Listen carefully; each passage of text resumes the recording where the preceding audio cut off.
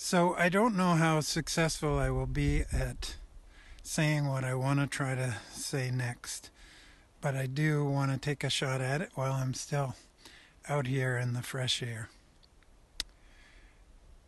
It seems to me that one of the traps that we lay for ourselves in our culture is this very pervasive idea that we'll be happy when we get what we want.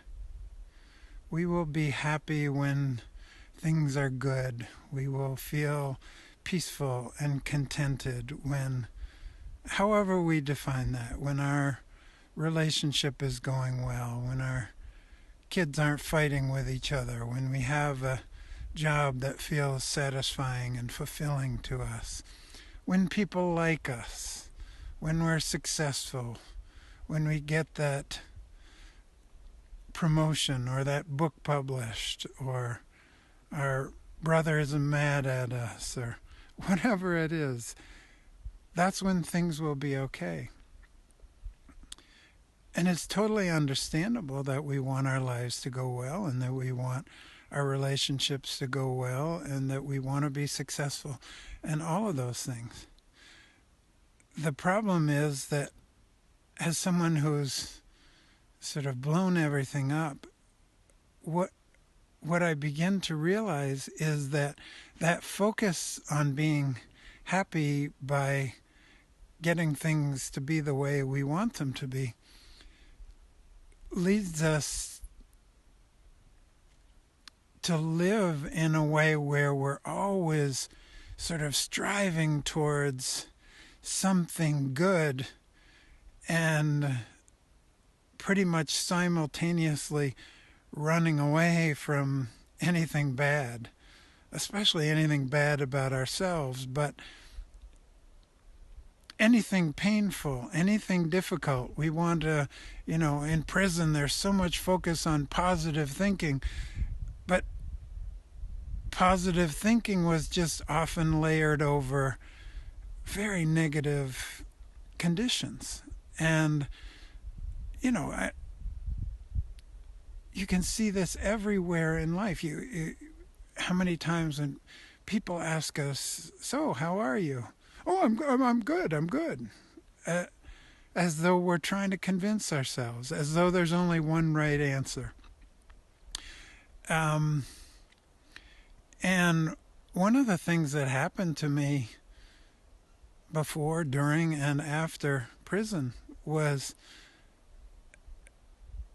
I kind of blew up my life. There was no external benchmark. When people came to visit me in the visiting room, I couldn't just say, "Yeah, I'm really nice place here. I really like it. My roommate's great, and the food is wonderful." And um, it's gone.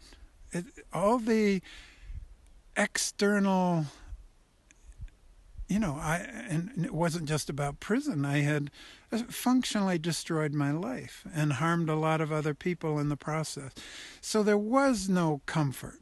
There was no going back to, there was no way to kind of throw a little more spackle on the cracked walls and make it look okay. It was destroyed. And what happened in that, not long, I mean, it started to happen before I went to prison, but really in prison where it kind of had the time to really take root. I would just sit in my prison cell and kind of begin to notice, okay, I've pretty much destroyed my life. I've caused real hardship for other people. And, it's pretty hard to find a yardstick by which my life would be considered a success. And yet,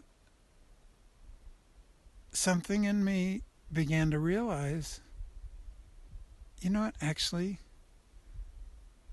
there's something in me that's okay. There's something in me that actually